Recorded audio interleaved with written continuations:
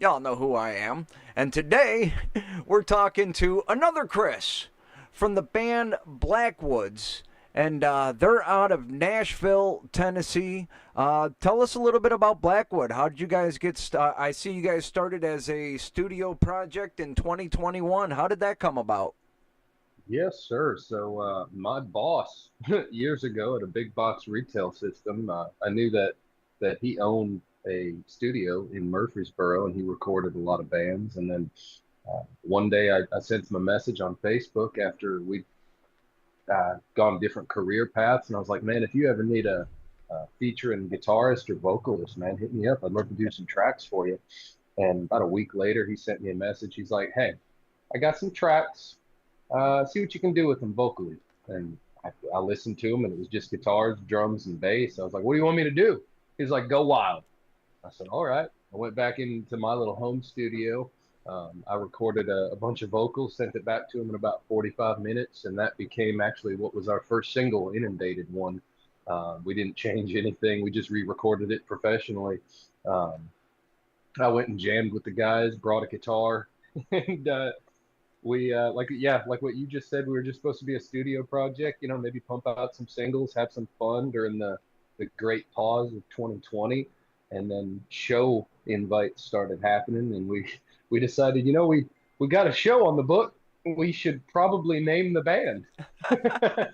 And I think we were throwing out different ideas what our name was going to be, probably up until 2 weeks, maybe 3 weeks before the show, and we had to get a flyer. And it was like, all right, you guys need to settle on a name. And it was between Blackwood and one other option. And David told me, he said, well, just pretend that, I'm a stranger. Come introduce me to your band. Hey, I'm Chris. I'm from blank. I did the one, didn't like it very much. And I said, hey, what's up? I'm Chris from Blackwood. And I was like, yeah, that's the name. Right And we on. started booking shows, won a Battle of the Bands, got to open up for Diamond Rio a couple years ago. And Oh, we've nice. recently just parted ways with our original guitarist and bassist, and we have got two new members, Derek DePrano and Luke Alonso. They're Yep, filling in yep. for guitar and bass, and they are powerhouses, and we are so freaking excited. We're back in the studio recording some new stuff, and we can't wait to book some shows and show everybody Blackwood version 2. Right on. Now, who are your guys' influence? Because I definitely hear like a Blackstone Cherry, Shine Down kind of. I mean, I. So if you want to go if we just want to go broad spectrum for Blackwood as a band, our main influences would be the kind of the divorced dad rock type things. We've got a lot of Shine Down. A big one for me personally is Alter Bridge and Tremonti. They're huge for me. Whenever Alter Bridge released their first album, it blew my freaking mind. I was like, it's Creed, but with a consistently good singer. And nobody's singing over Mark's guitar solos. I was like, this is exactly what I want. But me personally, Chris Cornell, Metallica, Megadeth, a lot of thrash metal. So I like to say that we are a modern hard rock band with heavy roots in metal. Some people think we're metal. I think that's pushing it. We like to dip our toes into the metal waters every once in a while. I would put you guys at heavier rock, borderline metal. But Yeah. then YouTube directed me to a song called Lullaby. And I'll admit I love a ballad. Sometimes you just need that slower song to really round things out. Yeah, that was a song I was very nervous about bringing into the Blackwood repertoire. Um, it was a song that I just recorded, released on my own personal YouTube channel, and David, our drummer, after I posted it, he's like, "That's a Blackwood song now," and I was like, "Dude, what are you talking about?" Because it's very country. The chord progression is actually um, one of the most common church hymn chord progressions. So I was like, I don't know what you want to do with it, but we heavied it up, I think, a little bit, enough to earn at least the power ballad title. Okay. Now, are you guys from Nashville or is that just where you reside now? Well, we say we're a Nashville band. Our headquarters, we all get together in Murfreesboro, in between Murfreesboro and Smyrna. I am from the middle of nowhere in McMinnville. We're spread all over the place. I'm originally from Minnesota. The uh, drummer David, he's originally from I think he, what does he say? He'll kill me if I get it wrong. Northwest Arkansas. um, so we come from all over the place, but yeah, Nashville is just where we're currently All laying our right. hat. All right. I gotta ask, where at in Minnesota? So I was born in Hennepin County in the Twin Cities, and then I was in Burnsville for just a couple of years, and then I was until I was about 11 or 12. We were in the middle of nowhere, Wisconsin, and then we moved down to the middle of nowhere, Pikeville. There's a bit of a trend. I'm always in the middle of nowhere, as far away from people as we can be. But yeah, Burnsville, that's hometown for me. Okay. The reason I ask is because I'm originally from Dubuque, Iowa. Oh hell yeah! Um, my kid's mom's from Minnesota, and I actually reside an hour and a half from Nashville now. I'm up in Central City, Kentucky. Oh heck yeah! So, yeah, I try to get Maybe down to get some more Nashville. shows up. Dude, I love Kentucky. We've got to play there a few times. Like we the Battle of the Bands that we won and opened for Diamond Rio the next night. That was in Birchville, Kentucky, at the River Festivus. And then we played a couple other places in Kentucky. It's just it's a cool place to be. it is. There's not much of a rock scene from Yeah, what I've seen, but we do have a local band that people are actually starting to enjoy. And I always say, hey, if I see a show that needs an opener or something, I'll yeah. send them. But so what made you first want to get into music? Oh goodness, my stepdad, he had a half scale Samick. It looked like a Fender Strat, but it was half the size of a regular guitar. And he taught me how to play a power chord when I was maybe 8. And up until then, they had a karaoke business they did on the side, and I'd be singing Garth Brooks and Disturbed and all kinds of stuff at 9 years old. And then when I turned 13, they were like, "Do you really want to play the guitar?" Because I was like die hard into Metallica, and I wanted to learn everything they had ever done. So they bought me a knockoff Gibson and sent me to classical guitar lessons for about a year, and then lead guitar lessons for about 6 months. But Okay. it was just something for me. I think some people just play music because it's something they like to do. For me, it was unavoidable. Like from the moment I heard music, I knew that I wanted to make it and that I wanted to make my own. Like you're never going to find the Blackwood doing, an entire show of covers. I rarely learn how to play other people's music on a guitar. I found an instrument, I found my voice, and I wanted to make stuff that people would go, hell yeah, I like that. Right on. I feel you, man.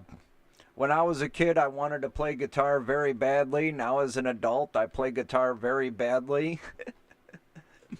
Yep, But you got your wish. hey, but from the first time I remember the first time I ever heard Ozzy when I was 7 or 8 years old. It was Over the Mountain, and I knew then I wanted to be involved in music some way, some shape in my life.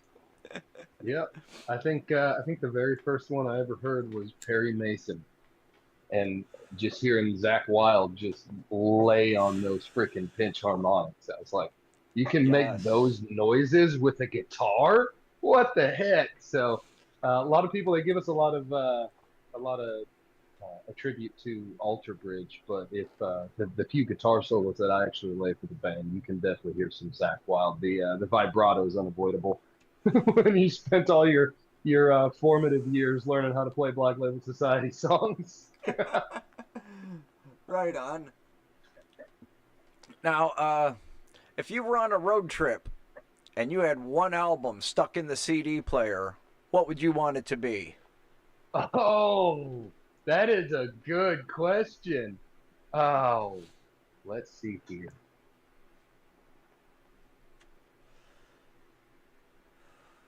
I would actually, and this is a bit of a curveball because it has nothing to do with my influences, but there is an album called Ghost Opera by a symphonic metal band called Camelot.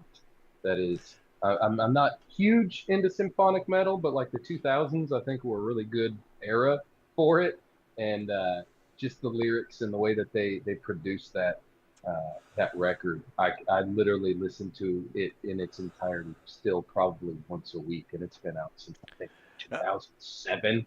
Now, which Camelot is that? Because there's one with a C and one with a K. That is the one with a K, Okay, with that's the what I thought. with Roy Khan. Once Roy Khan left Camelot, I stopped listening to Camelot. It just didn't do it for me. It's like, unfortunately, it's like Linkin Park without Chester. It's still amazing. It's wonderful music, but I don't really want a part of it. Thank you. It's not the same sound. Yeah, Um, that's like trying to have Nirvana without Kurt. yeah. You just there's just some things that you just probably shouldn't do. Like Exactly. keep being in a band, but I don't know, and that's completely subjective. Every person is going to have their own idea about that. But like specifically the Linkin Park thing, she is such an incredible vocalist. But there's just something about the fact that it is Linkin Park and Chester's not in that band that I cannot bring myself to listen to. Even if it might be a banger of a song, I just can't. I can't hear it. Well, and that's what I say. Chester Bennington was Linkin Park. And Yeah. you take that away, you put something else in, and it's just not the same. And I'll say the same, even though I got mad respect for Brother Zach and shit, what's a fucking Joey Anthrax playing drums for Pantera right now. Oh, yeah. It's they're sounding good, but at the same time, it's just not Pantera. Yeah. I mean, it's like if James Hetfield decided he didn't want to play music anymore. Are you going to attempt to replace James Hetfield I don't of think so. Metallica? Like I don't think that's you might sell a couple records just some people having some morbid curiosity, but I think certain iconic bands like that you can't do without certain people. Right. Well, that's like Rush. They're doing a 50 years tour next summer. Yeah. Uh, yeah, we discussed this the other day. Time will tell. Yeah.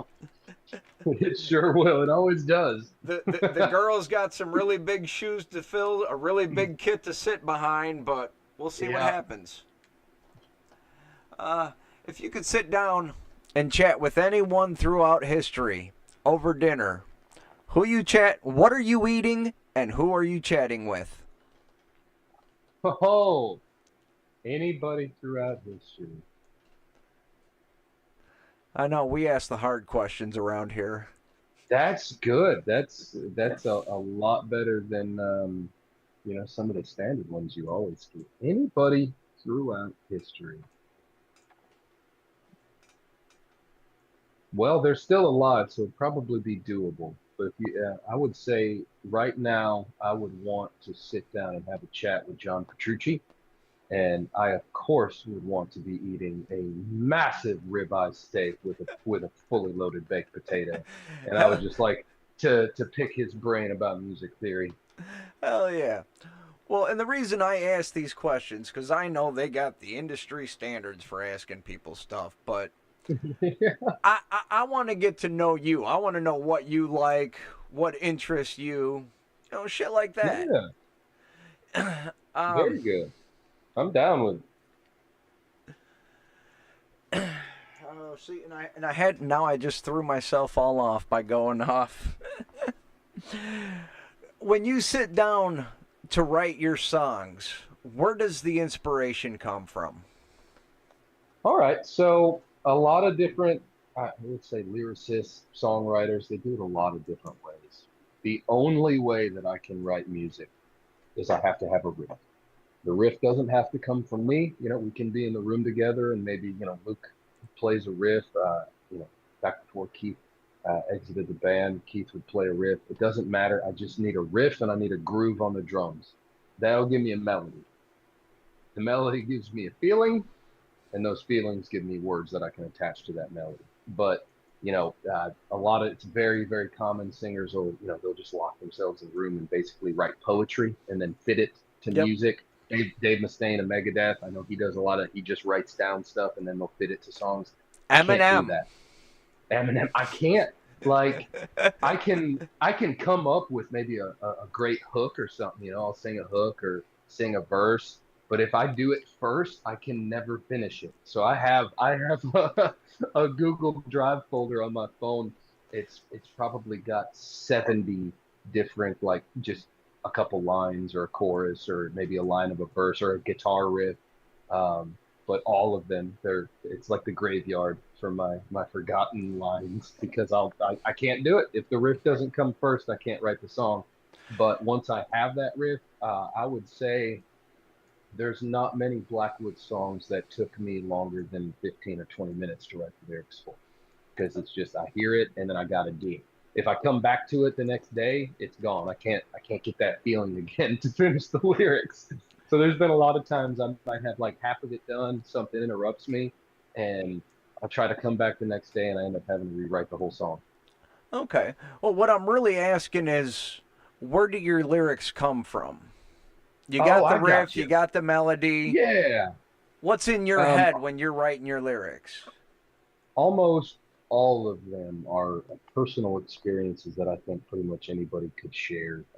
Anything in the Blackwood catalog is generally stories of the human condition, toxic relationships, unhealthy codependency with a significant other, breakups, any sort of toxic relationship, physical relationships only, just the stuff that breaks you, you Okay. know? So you like to draw from personal experiences.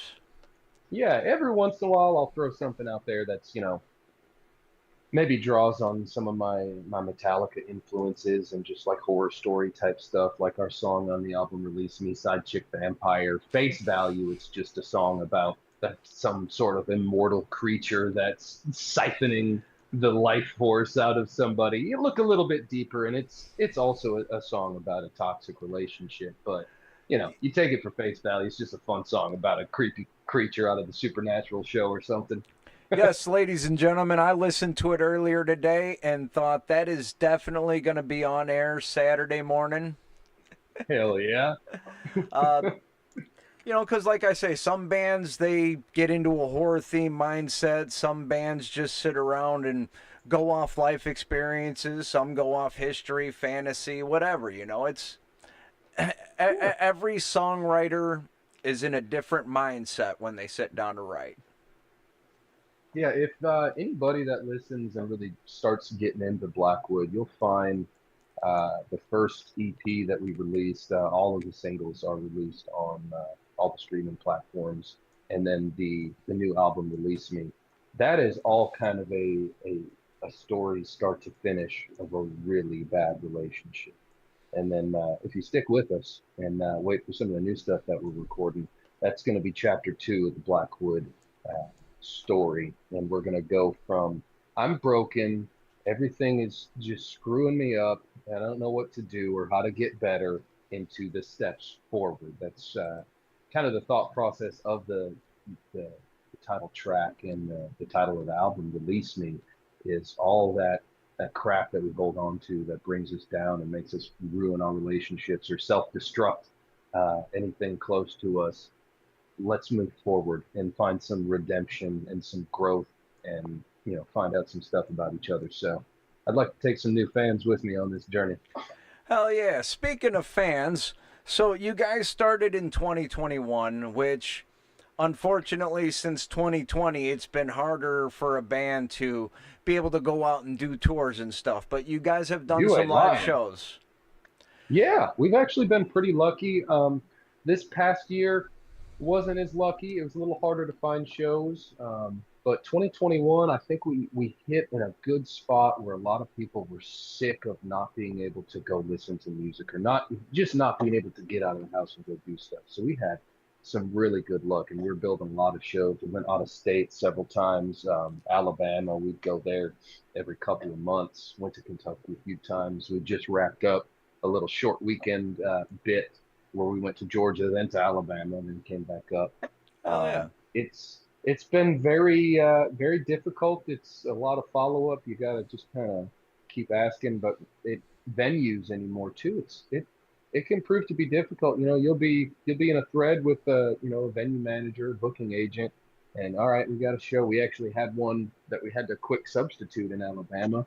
The show was booked. He gave me a list of bands that could go on the book with us that were local, and I never heard from him again. I was like, brother, what are we doing? Like, loading time, something. Give me something, brother. And he Right? never emailed me back, so we had to go somewhere else. But you just anybody else that's wanting to do something like this, just don't let it get to you. You're gonna send 200 emails, you might get one reply back or three, and then out of those three, maybe one you'll actually get a booking out of it. Well, traveling around, what's the craziest thing, the one thing that made you turn, look at your bandmates and say, did that really just fucking happen? What's the craziest thing you guys seen so far? Oh my gosh. I'll say it's not even so much as what we've seen, but it's still fresh on my mind when we were in Atlanta. Our drummer drives a massive uh, Silverado. It's got these huge tires. I don't even know what the size is. It's like a semi truck or a monster truck that we're pulling a U-Haul, and we're trying to figure out where to park at the hotel. And the guy says, "Oh, go into that parking garage right there." So he pulls into the parking garage and he comes back up to the hotel. He says, "Brother, when we leave in the morning, I don't know how we're going to get out." I said, "I don't know what that means, but okay." We get up, go to leave the next morning. That parking garage is about a quarter of an inch wider than the width of his from tire to tire. So he had no wiggle room.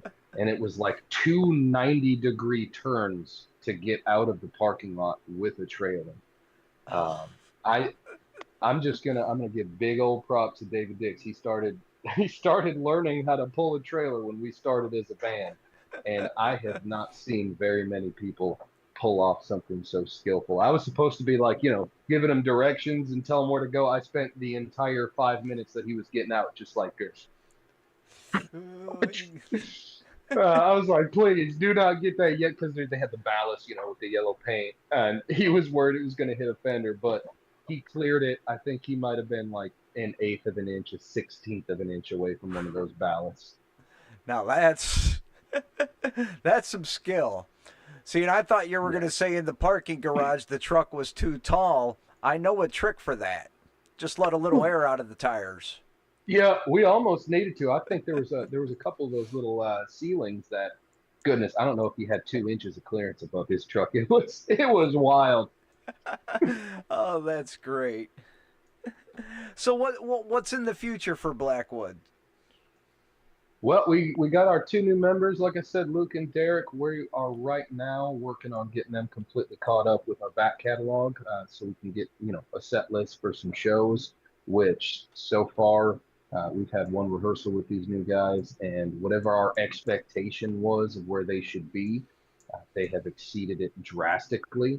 So I think we're going to be show ready definitely in the next month and a half. I don't know that we're going to look for any shows the end of the year. We got all the holidays and everything coming up. We got the Josie Awards here in Nashville that I think we've got Yes. 6 or 7 nominations as a band and individuals. So we may not look for any shows.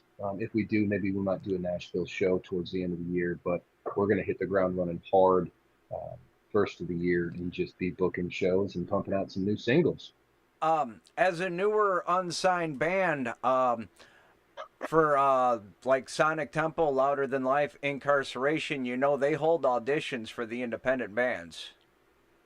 Oh, I didn't know that. I'm sure David know that. He's always in the know for all those type of events. But Yeah, yeah, that'd be really cool. I like to tell anyone. Granted, it's I've been to Sonic Temple once, and I I'm old school. I went to Ozfest back in the day, and that's my kind of festival. Yeah. Um, with and I'm not knocking the DWP festivals; they're great, but man, I'm old. It's hard for me to walk around. got my cane here somewhere. It's a lot of Yeah. walking between stages. Yeah. But yeah, I'll get to you too. before we get out of here, where can we find you guys on social media? Feel free to plug yourself. Yes, you can hit us up on Facebook, Instagram, search Blackwood Music, look for the Blackwood logo, and then the easiest way to find all of our links is blackwoodrock.com. That's got links to our shop. You can get yourself a Blackwood baseball cap, T-shirt, life-size cutout of me. I don't know. We've got some posters on there, and then any shows that we might have, we post those onto the website. You take a look at all our pictures and everything. Send us an email, whatever you want to do.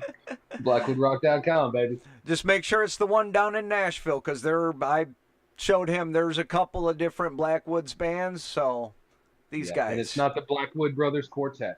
And that's an old gospel group from the 70s. Right on. Well, we appreciate you taking the time to hang out with us today, brother. Heck yeah. Everyone out there, check them out. Blackwoods Music down in Nashville. Hopefully we'll be seeing and hearing more from them in the future. And we're following them on Facebook, so if they got a tour flyer posted, you know it's going to be on the Asgard page who's on tour. Yeah. All right, thanks a lot, brother. You have a good day.